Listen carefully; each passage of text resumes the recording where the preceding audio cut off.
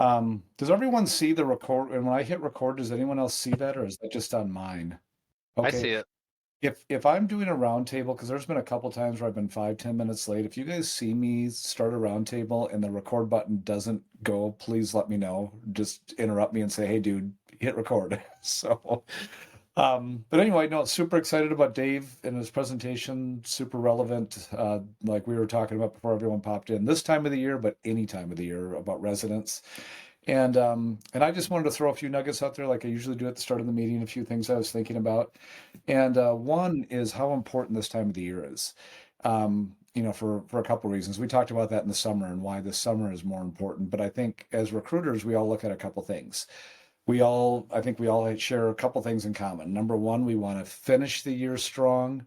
And number two, we want to start the year really strong. There's no worse feeling in recruiting to be behind the eight ball going into February, March. And there's no better feeling as a recruiter to be way ahead of the game and be like ahead of your projections, let's say the end of January, end of February, where it's not that you're taking your foot off the gas pedal, but you know that if you just keep up what you're doing and working the system and working the process, that you're going to be ahead of your goals at the end of the year. So the reason why I bring that up is like this time of the year, if there's, if there's any more focusing that needs to happen, if there's any not amount of time, but if there's any more efficiency that can be done, any ability that you can put out, this is the time of year to do it because efforts that you make with the recruiting process, the recruiting timeline, things that you do in September could close by the end of the year. But then again, obviously with stuff that can drag on longer than that, putting a large emphasis in your recruitment in the fall is the best way to finish your year strong, and to set yourself up. You want to enjoy the holidays, and there's, like I said, no better feeling to walking into January knowing that 2026 is going to be great because of the work that you put into it now. You don't want to make 2026 great by maximizing your efforts in January. A good, strong 2026 is going to become from your efforts now. So I would just ask everyone to self-evaluate themselves, talk to your managers, see what you can do to finish your year strong and to start next year out strong. Second little nugget I wanted to give, and this is something that, talk to your managers about definitely.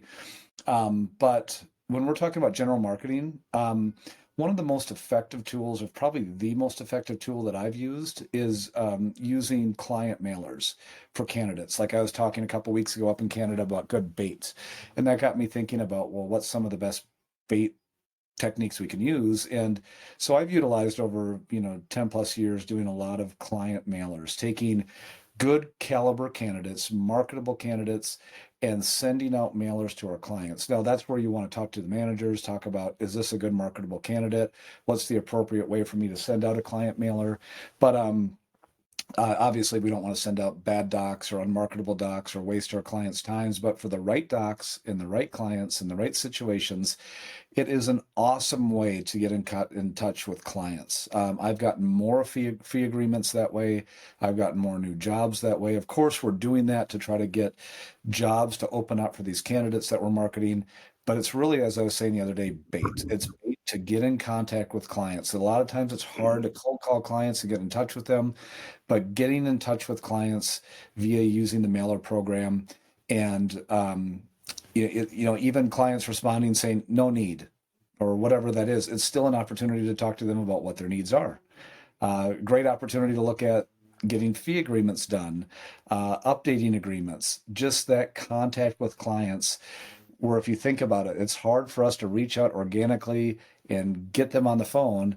Where if they're responding to a mailer and they're reaching out to you, that's the best way to talk to a client. So yeah, talk to your managers about that if you're not utilizing that. Obviously, we have a cap on how many mailers we're using, but whether and reach out to me because it's something that I do a lot of, and learning how to use that program if you're not utilizing it and using it in some capacity, maybe not a large capacity, I think will help you with candidates you're working, but probably more importantly, it helps you to connect with clients that you can then potentially turn into new jobs, new mailers, and hopefully updated fee agreements and new clients that you can start working with to eventually turn into exclusive and owned of your own. So a couple little nuggets I wanted to give on that. I'm going to turn it over to Dave Bick now, and look forward to his presentation on residents. Thanks, Jeremiah. Good stuff there. Okay, yeah, everyone. I figured a good topic would be just dealing with residents. This is a huge time of year for us to be dealing with residents. We've already been doing it for months at this point. Even in the spring, you start sending out 2026 grads. So right now, super big topic. It's affecting everybody. That's most of the candidates we're seeing are residents. So I figured this would be a good one to go for. First thing I wanted to cover was just some tips on interviewing. When you're interviewing a resident, you find out, okay, this person's a 2026 grad, right? All the basic stuff that's on the interview sheet applies, and we definitely still want to do all that stuff. But some of the special things for me when I'm dealing with residents that I want to find out from them are some of the things I listed here. You get a lot of residents that want to be in metros, right? So a big obstacle that we have to deal with is the resident, which is very typical, that wants to be in major metros, right? First thing I ask when a resident tells me they want to be in a major metro, I will pivot as soon as I have a chance to whether they have loans and whether loan forgiveness is a big deal for their search. If it's a U.S. grad, every time, right? You all know this. Like every time it's someone who did their medical education here in the U.S. or Caribbean offshore, medical education loans are going to be a big factor for them. And so the way I pivot off of metros is asking about loan forgiveness. Would loan forgiveness be a great factor for you in your search? Would that be something that you'd be attracted to? And almost always it's a yes on that, right, for the US or offshore grads. And that's your pivot right there to get them out of the metros. And so, I will always go into a conversation about how, you're going to have a hard time finding that loan forgiveness in the metros. There's a lot more candidates available, less demand overall. And if you think loan forgiveness is a great idea, Doc, let's look at some jobs that I have that can offer you some great loan forgiveness, and at least have those as part of your search along with your metro jobs that you want to look at. You might have some good metro opportunities. I might have some metro opportunities for you. But why don't we also consider some jobs that give you some huge loan forgiveness numbers and give you a chance to knock out these loans earlier in your career instead of living in a place with a high cost of living and no loan forgiveness and probably not the greatest salaries you can get either. Those kinds of words and word tracks and conversations have a really good effect on residents, and you can turn that conversation right into looking at the jobs that we will be able to have for them, because we're not likely to have a lot of metro jobs for these people. So loan forgiveness, use that to pivot out of metros and into the jobs that we'll have for them, and make sure that they are on board with that and understand the markets there. So that's one. And another thing, the second bullet point kind of goes to the metro thing as well. When the docs tell you they want metros, and this really goes for any docs, not just residents, but finding out where they're interviewing, who they're talking to already, that will help you pivot off of. Most of the time they're going to say I want a metro, but I'm talking to Rapid City, South Dakota, and you'll find that out, and you won't find that out if you don't ask them. This is in any candidate situation, but if you don't find out and dig where these people are looking or already have talked to, where they have interviews set up, they won't offer that information a lot of times, and they're going to tell you they want their dream job, and they're only going to tell you I want coastal North Carolina. And if you don't ask, you're not going to find out that they're actually interviewing in Tennessee as well. So big one right there. Definitely get to know where these people have already interviewed, and who they're talking to. The loan forgiveness thing is a really big one. So always ask about the loan forgiveness part on this one. So those are some big factors for me for residents, because really with residents, you guys, they don't know what they don't know really. I mean, they have some ideas from their colleagues. You've all heard residents say, oh, well, I'm looking in Tampa. Well, what's what are the average salaries in Tampa? 250 or so. Oh, well, my colleague got an offer for 400K. Well, where was that? You know, it's in the middle of nowhere, you find out. So a lot of these residents, they have kind of a warped sense of what's happening in the markets because they just don't know. I mean, they're super busy, as you guys know. Residencies are super busy for these people. And so their views of the market, they're going to depend on you to really give them the lowdown on what's happening out in the real world.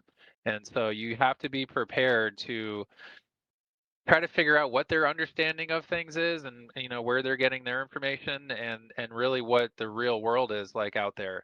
And it's going to be on you to really give these people your market knowledge and kind of get them in line of what real expectations should be. And so that's a big piece of working with residents, and figuring that part out. And you know, you're the one who's going to have to tell them what's really happening out there. They're going to have secondhand stories from colleagues and people that got offers or took jobs, and you know, that's the kind of thing you just always have to challenge that. Well, what location was that, Doc? Because it wasn't Tampa where they got that big, where they got that big offer. So, you know, that's just one of those things. Residents have a really weird, skewed view of what's going on out there. And that's something you're going to have to deal with and contend with, but it's a really easy conversation to have, and something that you're going to want to work on with them. Um, so another point I had here was talking about the benefits of working for big money in a small town to start their career. You know, you talk about a 5-year commitment to big money job and how much that can put you ahead financially for the rest of your life. And Jerry is an incredible person talking about this stuff. He's so good with the income calculators, investment calculator stuff.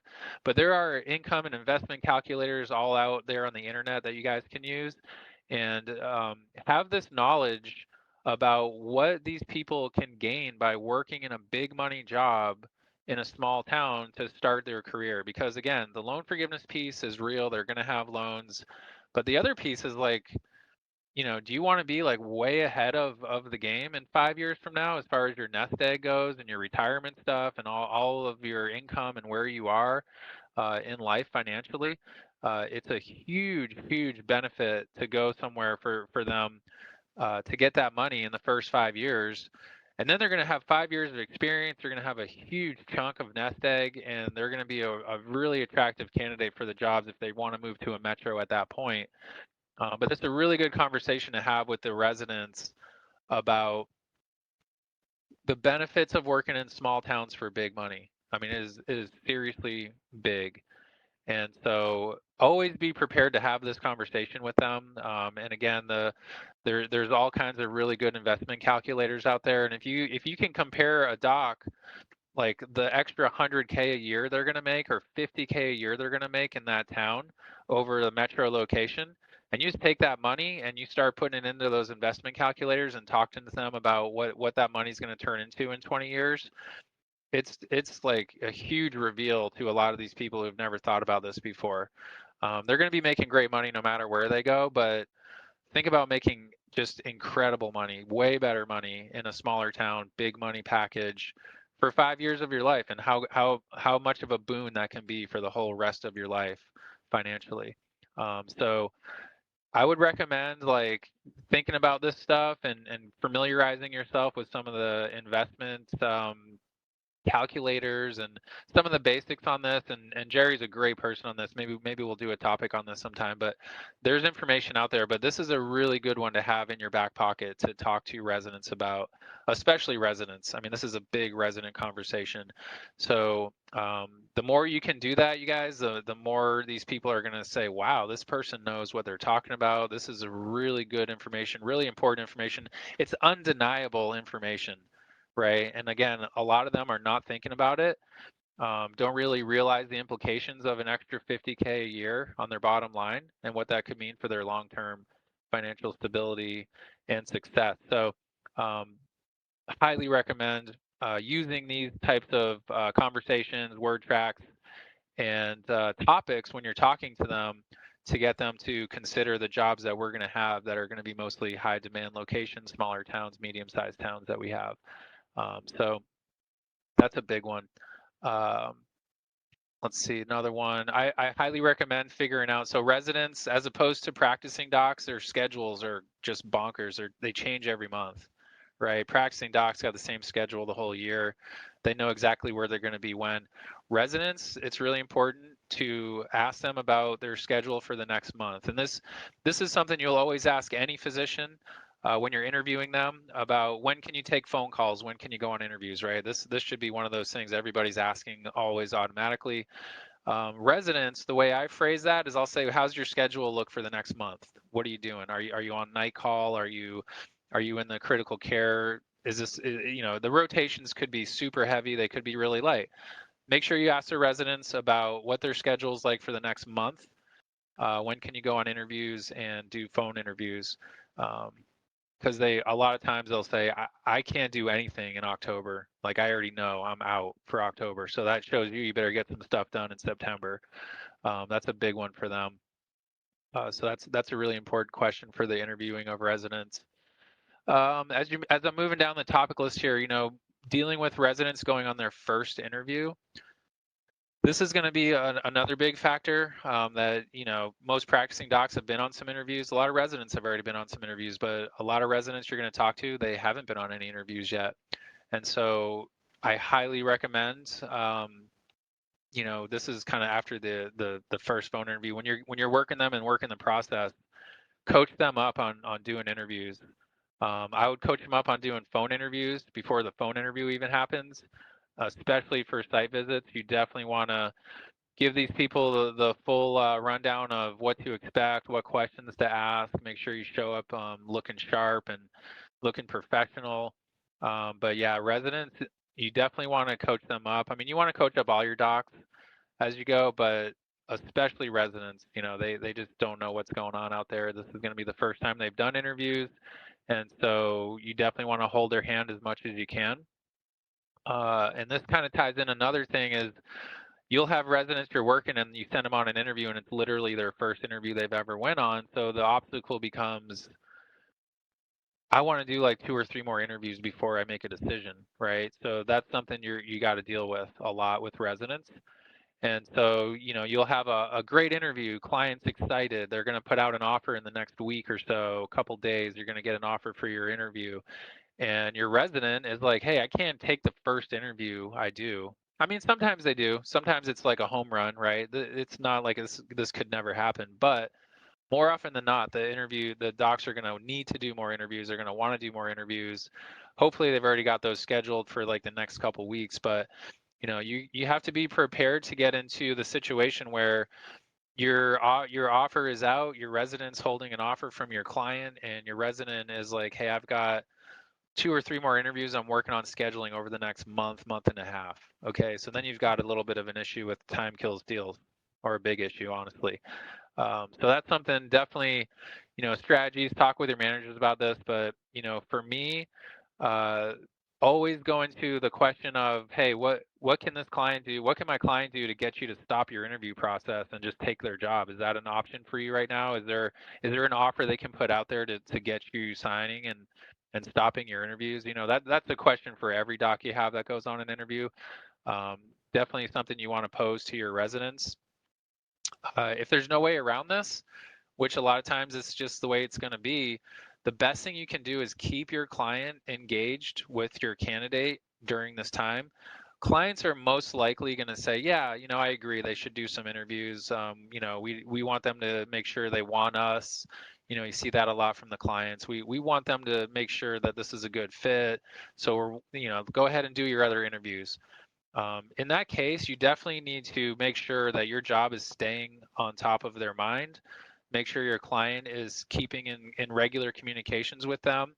And then the other thing is, as your residents are doing their interviews, find out where your job stands after each and every one of their other interviews. Are we still in the mix? You know, I like to, I'm a real quick takeaway person. Like I would, if I have any inkling of that I need to start taking away a job from somebody, I'm all over that. I love quick takeaways. But, you know, when your resident says, yeah, this other interview was really good, if you find out like after a couple interviews your job is like third in line, you got work to do. And if you're not going to do, if your resident isn't going to come along with you and tell you what it's going to take, You get into a situation where your client's sitting around for 2 or 3 months waiting for your resident to make a decision when you already know the decision. You already know they've moved down to like third or fourth on the list of things they're doing. And you really need to stay in touch with your residents about that. If I find that I'm falling out and my job is getting lower on their list, I'm just going to take away that job and I'll challenge the resident, like, why are we still considering this? Challenge them to tell you, why are we still considering this job right now? Is there what scenario are you going to take this job over the ones you've told me that seem to be better fits for you? So just make sure you challenge them along the way during this lull period where they're finishing up other interviews while they're holding on to your offer. You guys have probably all by now been in a situation where your docs are holding the offers forever while they seek new interviews.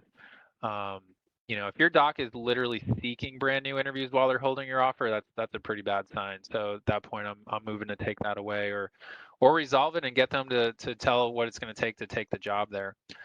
So that's just another thing dealing with residents, is that a lot of times they're going to have done your interview might be their first interview and they're going to want to do more interviews for the next 4 to 6 weeks. So you got to deal with that. Um, a lot of visa docs with residents, obviously. We're placing more visa docs than we've ever placed in the past. I think it's still pretty rough and hard to place visa hospitalists. But primary care visa docs right now, you guys, there's over 100 J1 jobs listed for FM. I just checked yesterday. If your doc is a J1 and they're open to primary care outpatient, or if they're a specialty that we just have a lot of jobs for, go ahead and work those docs. I mean, visa docs and residents, they have a limited time to secure positions because every state has their own J1 rules and timelines and when they fill their quotas. And so it really varies state to state on that. And so if you get a resident that's on a visa that's willing to work with you and take your advice and go where the jobs are and you can work them, definitely work those people. Um, if you got visa docs that are specialties that we don't have jobs in, just don't spend time on those. Just move on to other stuff. But I will say, like, we're placing more visa docs than we have, and it's not like a situation where you should just ditch them right away. If we have some jobs for them and they'll work with you and they're open to it. Of course, if you have the visa docs that want metros only, that's just, don't even bother with that. You have to try to change their mind and give them the information on the markets on that stuff. And if you can't get them off of that, really for J1s, like, they got to be willing to go almost anywhere for me to want to work them.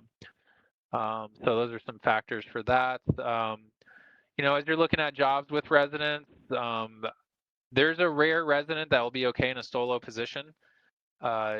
Ask your docs, ask your residents, hey man, are you like a real go-getter that's okay with a solo position? They're out there. It's pretty rare. For the most part, I wouldn't spend a lot of time trying to plug residents into solo practice jobs unless you know for sure that they want to do that.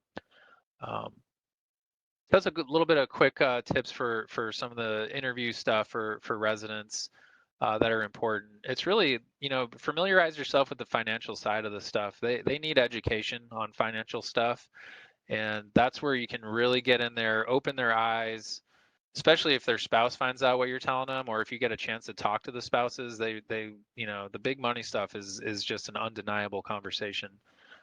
So make sure you get prepared to have those kinds of conversations with your residents. Moving on for tips for clients, this kind of, the earlier in the year, the harder it is for clients to want to talk to residents. Right now, that shouldn't really be the problem. If you have clients still that won't look at residents right now, definitely educate them. A couple of tips I have for educating clients to talk to residents are that this time of year, the best candidates, like the people who have their act together, the people that are going to be the best top-notch candidates of any candidate pool, they're going to get off the market first. And so your clients need to know you guys are going to be missing out on the absolute best of the cream of the crop of this pool of residents if you're not acting on residents right now. The ones that will, not saying there aren't going to be great candidates coming out later that maybe aren't looking yet, but right now the cream of the crop is getting off the market. And if you're not in that mix, you're not going to be getting the best candidates you can get that can start next summer. Plain and simple. best candidates are going to be coming off the market first. That's something you've got to make your clients aware of if they're not willing to talk to residents right now.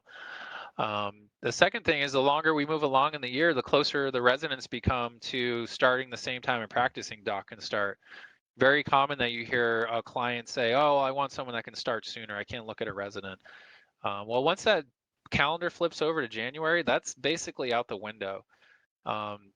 You know, especially February, March timeframe, if you're still working with residents and you're hearing that from clients, that is absolute false.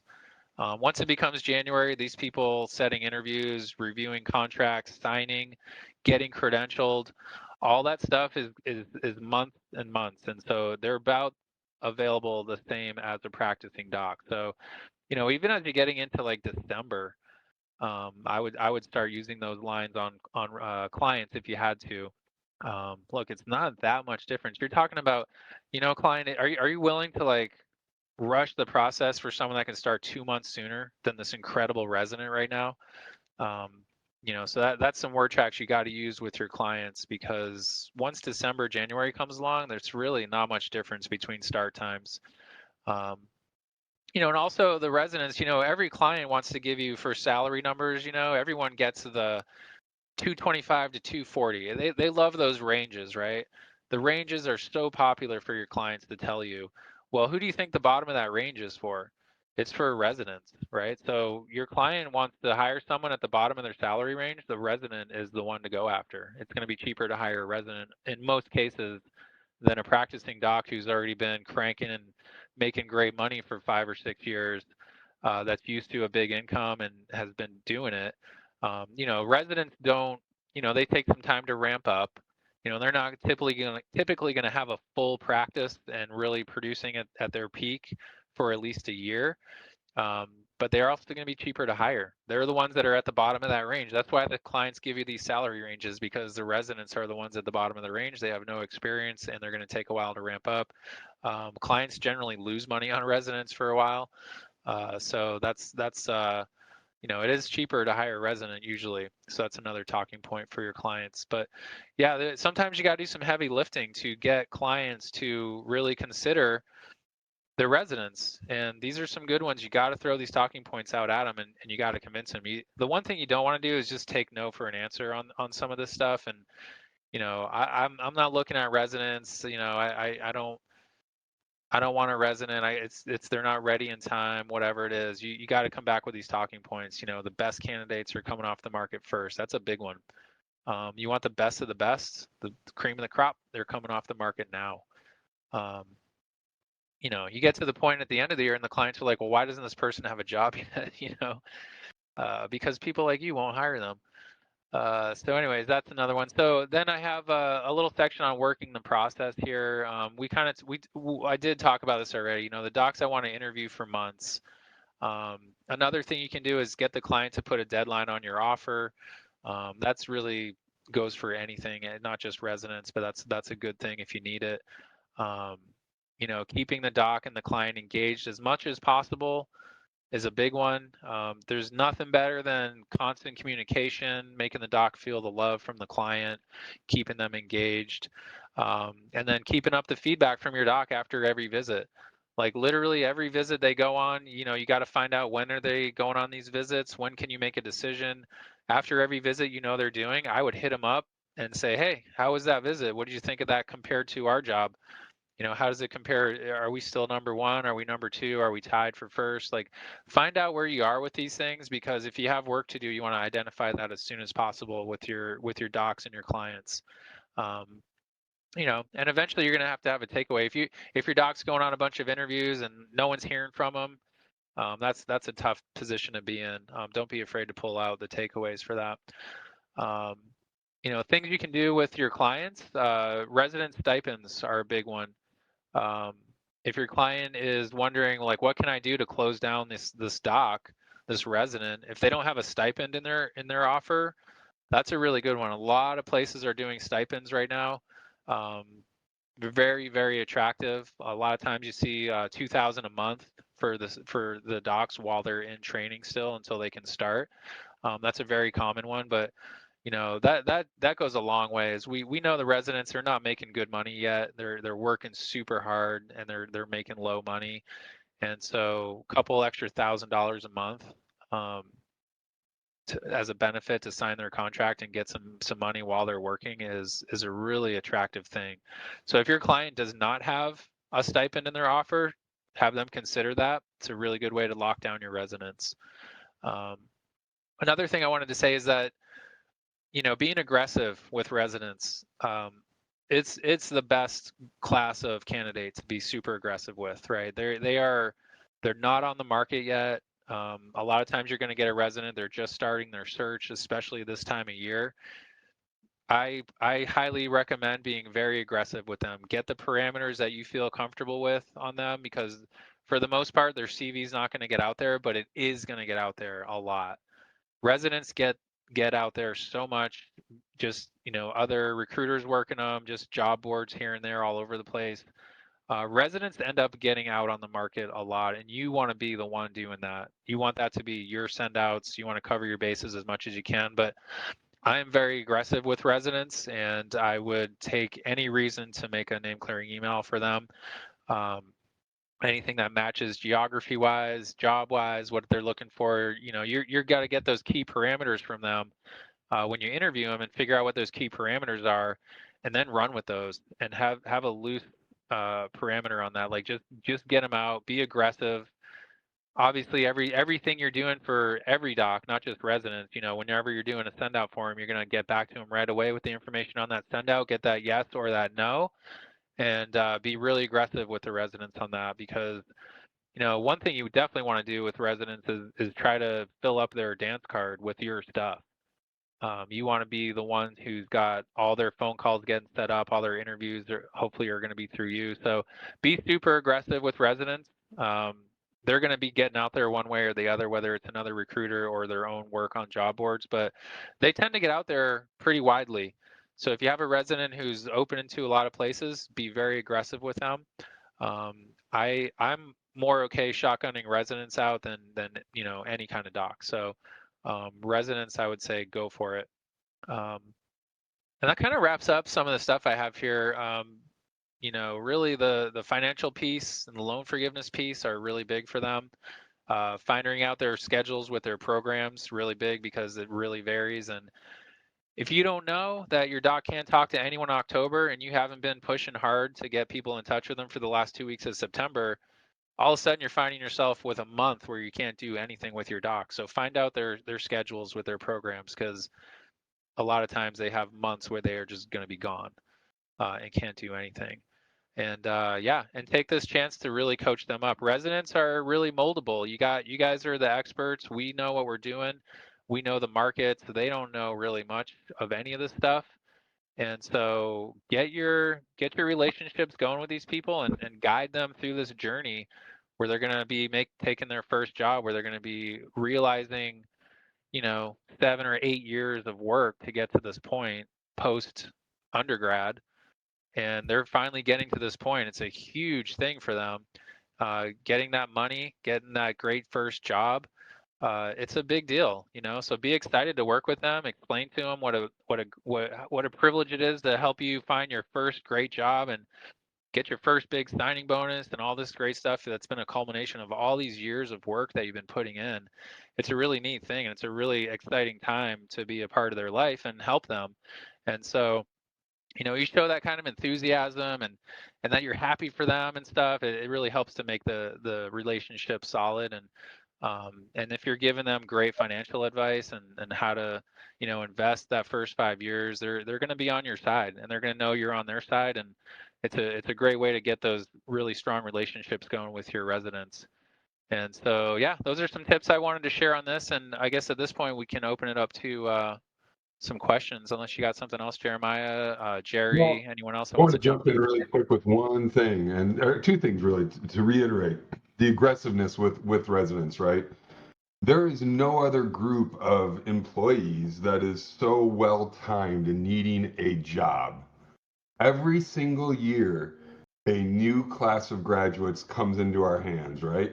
We don't get the best. The best are like finding the jobs on their own, no big deal. Who cares? There's plenty of them to go around. But they, I can't stress this enough. They are the pool of candidates that you could be as aggressive as possible with. If you're not doing it, somebody else is. So get them out, get new opportunities, create activity, and give them the opportunity to say no. Send their CVs without telling them first, especially J1 candidates. You guys, if I had a J1 primary care candidate that I was working, I would literally find out if they'll go anywhere in America, and then I'll send them anywhere in America to those jobs and get 2 to 3 clients to call them. Sure, you're going to waste some time doing some sendouts, but big deal. You're covering your bases. This is the pool of candidates that, you know how like every single year there's really fresh tomatoes that come out on the market? These are the fresh tomatoes that otherwise you have to go to some hydroponic farm or find some really good indoor farmer to get a really tasty tomato in December, right? During the summertime, they're all over the place. They're falling from the trees. And that's what's happening with residents. So think about somebody that's in the caste system in India or Pakistan, and they come here after doing medical school, after getting picked to go into medical school, they come here. You could be so moldable with those folks. Send them anywhere. Get people talking to them, and then weed out the opportunities and the situation from there by seeing how they react. You know, it's the best class of people to do this with. Be aggressive. Be aggressive. Be aggressive. Secondly, is the retirement thing, the money thing, and I don't know if Dave touched on that in such a way that I would. In the high cost of living versus low cost of living, blah blah blah. If we get these docs to move to these, I always like to say percentages, and when I'm talking percentages, let's consider New York City a top 5% landing place for people in the world.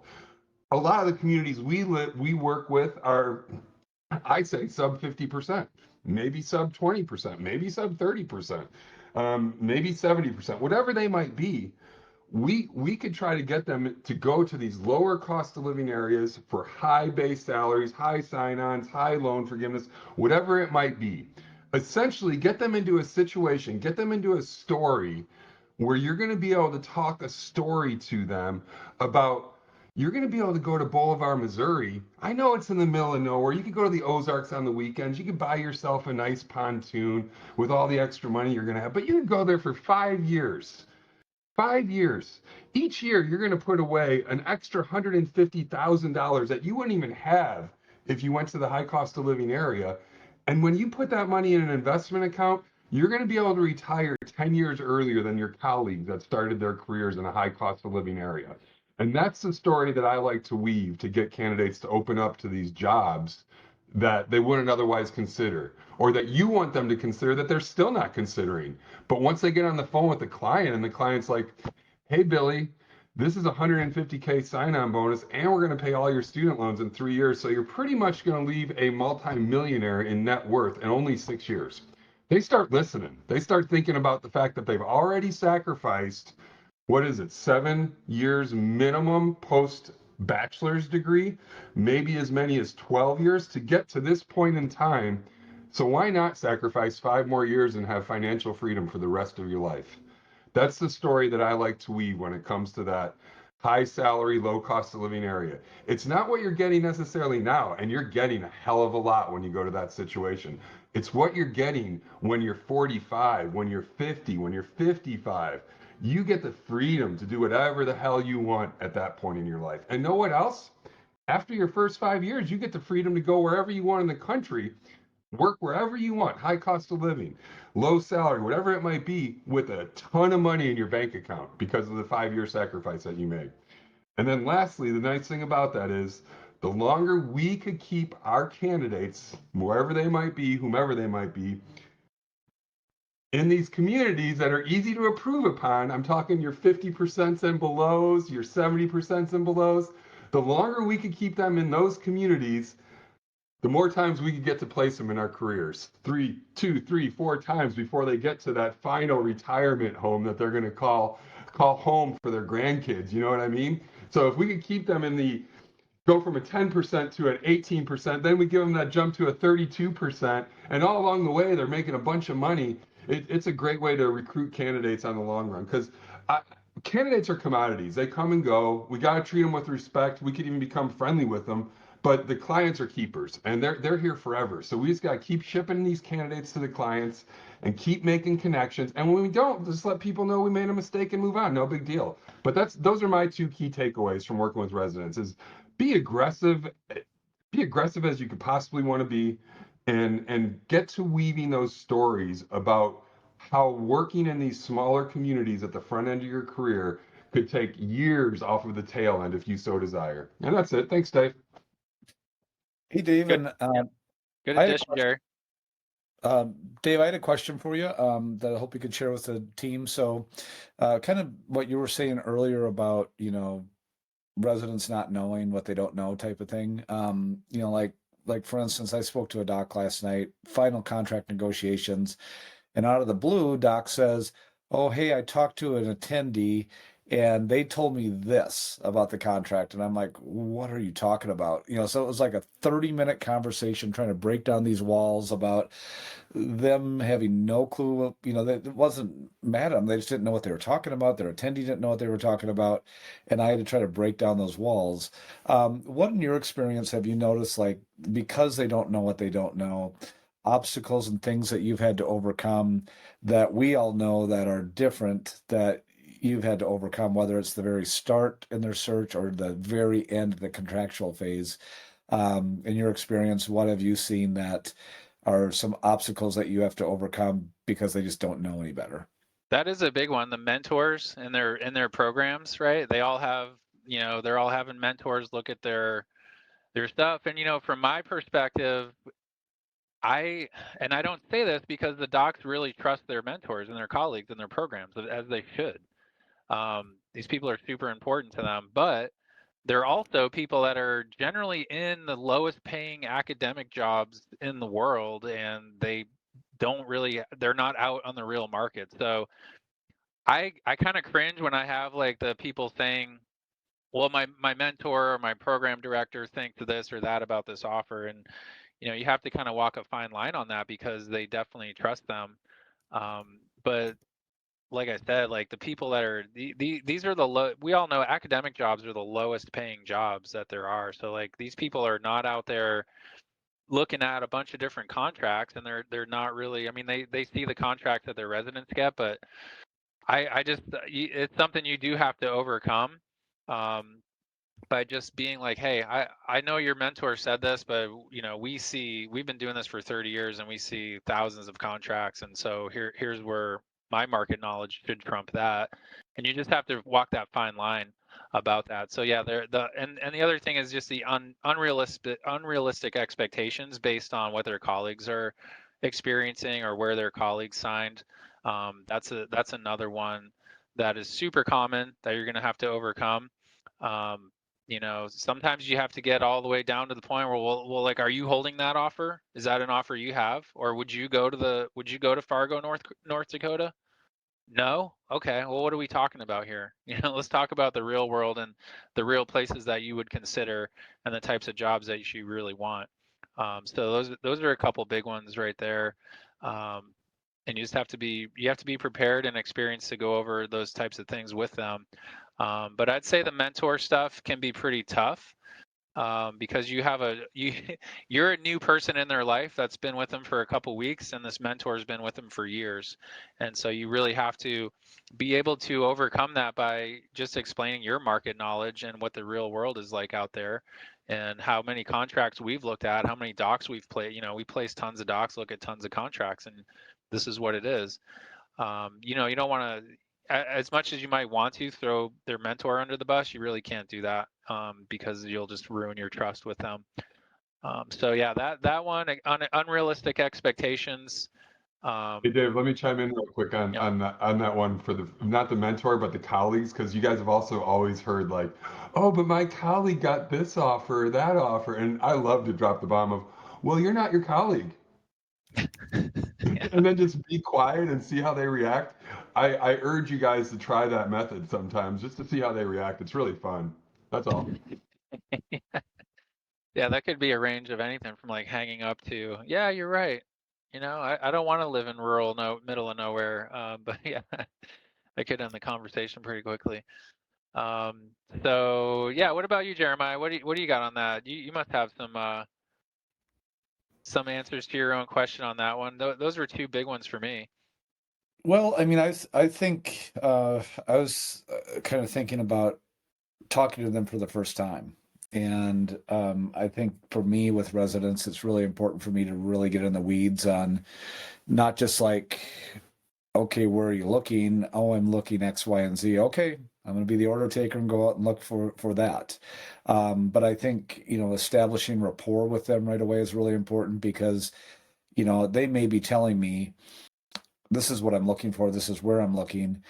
And in the back of my mind, I'm like, okay, well, we're going to be talking about some other stuff too, maybe not now, but in the future. But it's, really digging in deep and then, talking about those definite searches that they're looking for. But then, as I've talked about in previous roundtables, bringing up, like let's say they talk about Chicago.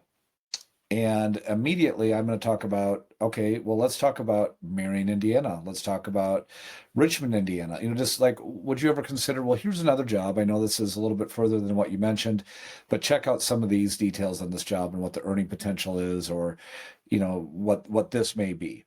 Or they may say, hey, I need access to an international airport, so I don't want to go anywhere rural.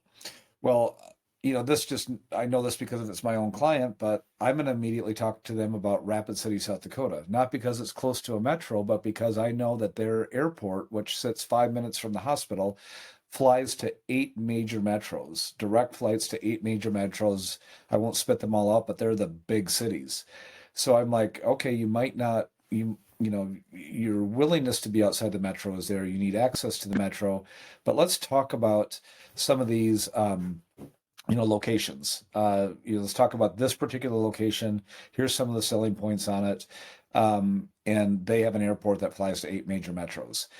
If I get them to, if they take the bait, if they take the cheese, so to speak, and I know that they're now not just considering Chicago, but they're then considering other things, it just opens the doorway, not only for that conversation, but future conversations where we could be talking about, okay, well, I know that you mentioned this.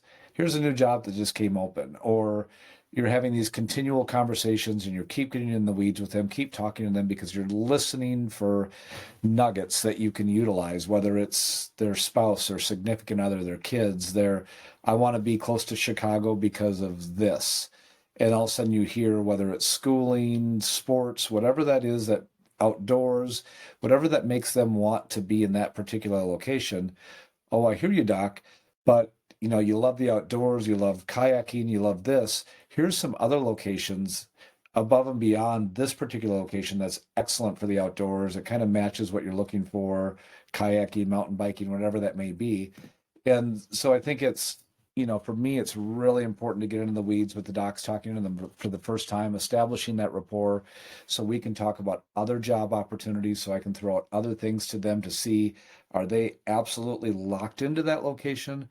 Do we have options and ability to expand those markets, but also establishing that rapport for future conversations? I know my rapport with candidates has to be great, so we can talk about new jobs, we can talk about different opportunities, so they'll take my calls, so they'll take my emails about setting up phone calls, setting site interviews, contract review, you name it. That's some of the things I really focus on with the residents, is those initial upfront things of digging in deep in the weeds and building good rapport. Yeah, and like I said, it's in a really exciting time for them, and for you to project some of that excitement, they'll buy into that relationship. They feel that you're generally excited to work for them because of how incredible of a moment this is going to be for them to start their careers. It's really And cool, and Dave, like, yeah.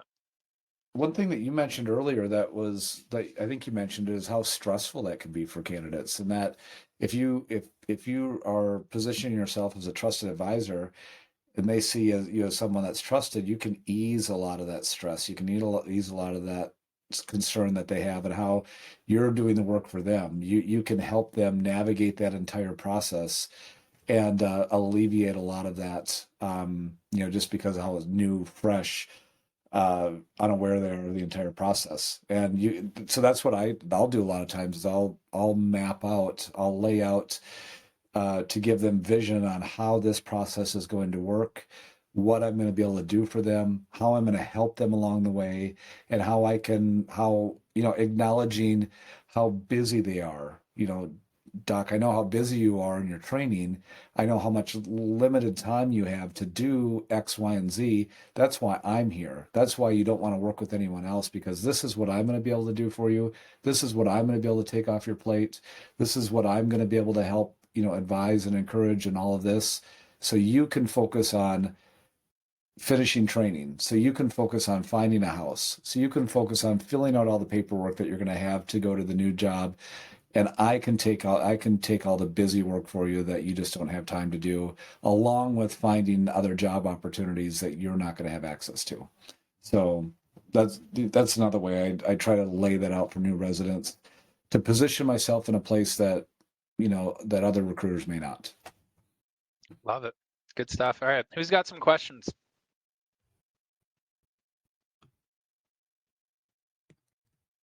Oop, Mitch, you're muted if you're talking.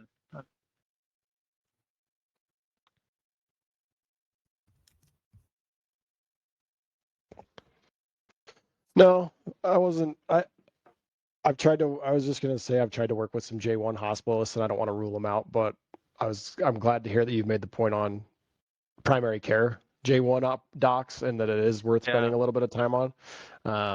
But all very valid points, so I appreciate it. Yeah, the hospitalist is tough still. I mean, every year they just get so many, and guys, every J1 job has so many applicants. There's just tons of them. So, if you have a hospitalist that's like, yeah, I'll maybe look at some outpatient, that's usually not even something for me that I'm going for, because they're going to keep looking for hospitalist jobs. But yeah, the primary care stuff, there's a lot of it out there. Definitely don't pass those up. Hospitalists, I would generally pass up. I don't know if there's any new J1 hospitalist positions out there right now, but let me ask you this. Yep. When you're talking with a doc and they're not finding exactly what they're looking for, and they maybe say that they will consider some outpatient, do you ever let them know, as to say, hey, once you're in an area, potentially some of these outpatient clinics may have affiliations with some of the hospitals. There may be a chance where you could get hospital privileges, potentially moonlight, keep your inpatient skills sharp, but maybe go to a little bit more of a desirable area. And then after 3, 4, 5 years, you can kind of pick and choose either complete hospitalist position or outpatient. Is that even worth trying to overcome with them? Like, even throwing that out there? Yeah, it really, I think it's it's case by case. It is really hard, because here's another thing about hospitalists, is that they get paid more money. And when they say, yeah, I'll consider outpatient, like 9 times out of 10, the money's not going to be good enough for them. And then they don't really know that at first, and they start looking at some jobs, and then they just pull the plug because the money's not good enough. But the concern about keeping your inpatient privileges is real. If you haven't done inpatient for a couple of years, you're just not going to get credentialed as a hospitalist at that point anymore. So if you can finagle your client and say, yeah, they can get inpatient privileges and cover some shifts here and there to keep their privileges, it could be worth doing that. I find it a pretty tough road to convert a hospitalist to an outpatient doc, unless they're coming to you for that specific reason. Sometimes these candidates are like, hey, I've been doing hospitalist, I'm burned out, I want outpatient. In that case, I'm okay, I'm on board with that. But trying to convince the hospitalist to look at outpatient has been a tough road in my experience. Just it's between the money, the schedule, that it's a tough one to overcome. Okay. Well, it's worth mentioning, but I'm not going to hold a lot of weight to it. Yeah, for sure. It's always everything's worth a try. I would always try to do whatever I could in any situation to keep things going forward if I can. In that situation. But if we don't have any other questions, I want to mention, while we were in this roundtable, we set 3 more interviews, and now we have 30 for the week on a 4-day week. So you guys are awesome. This has been our 3rd week in a row with 30 interviews, and the crew is coming through big time. So everyone gets a pat on the back. That was an awesome week on a short week, and I just wanted to put that out there because it happened while we were doing the roundtable. So awesome work, Curare. Yeah, that's going to set up for an awesome fall placement. You know, like we were talking about, I was talking about earlier about how what you do now sets yourself up for later in the year. That's going to make a killer end of the year for Curari and many of our consultants. That's Oh, awesome. it's funny because when I was doing the weekly goals reminder today, I was like, okay, you know, we want to finish a quarter strong, and then I'm thinking like, well, you got to start the fourth quarter strong, and then I'm thinking, oh, fourth quarter, it's basically 2026. So the stuff you're doing now seriously is going to affect your Januaries. So highly recommend the people who have big fourth quarters start the year really strong, and stress levels are low, your feelings are great. I mean, you know, you're going to be getting those bigger checks sooner. So yeah, don't just keep the foot on the gas for the next couple months for sure.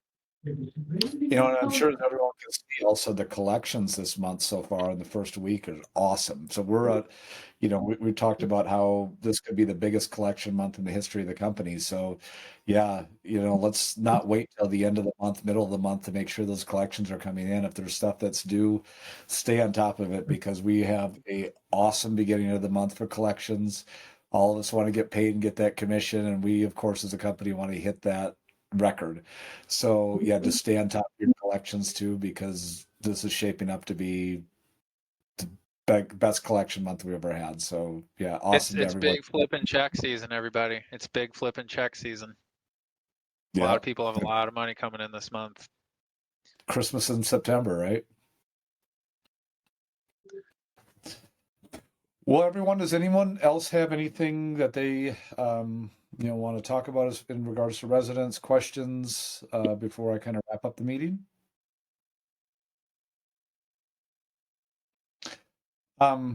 Okay, well, thank you for everyone for joining. Dave, awesome job on the presentation. And I just want to let everyone know next week, Ian's going to be doing a presentation and he's going to be talking about the new daily task list that we're going to be rolling out in RMS. I don't know if Jerry has any thoughts on that. He knows a little bit better than I do, but this is a new something new that we're going to be rolling out that Ian's going to be talking about to help everyone kind of stay on task. Doing what we've talked about previously, having a plan and intentions for your day, and keeping everyone, you know, just on point. So I don't know, Jerry, if there's anything you want to mention about that, or just leave it up for Ian next week. But Nope, super. we'll leave the anticipation for a surprise rollout next week. It looks great though, guys. But yeah, everyone, I hope you have an awesome weekend. I hope you are able to unwind and do some memorable things. So thanks everyone for joining, and you know, once again, if there's anyone that can fill out the survey and give us some feedback, that's always sincerely appreciated. Let's go play some residents. Thanks, That's right. guys. All right. Thank you. Thanks, Dave. Thanks, Appreciate it. everyone. Thank you. Thank you. Have a great weekend.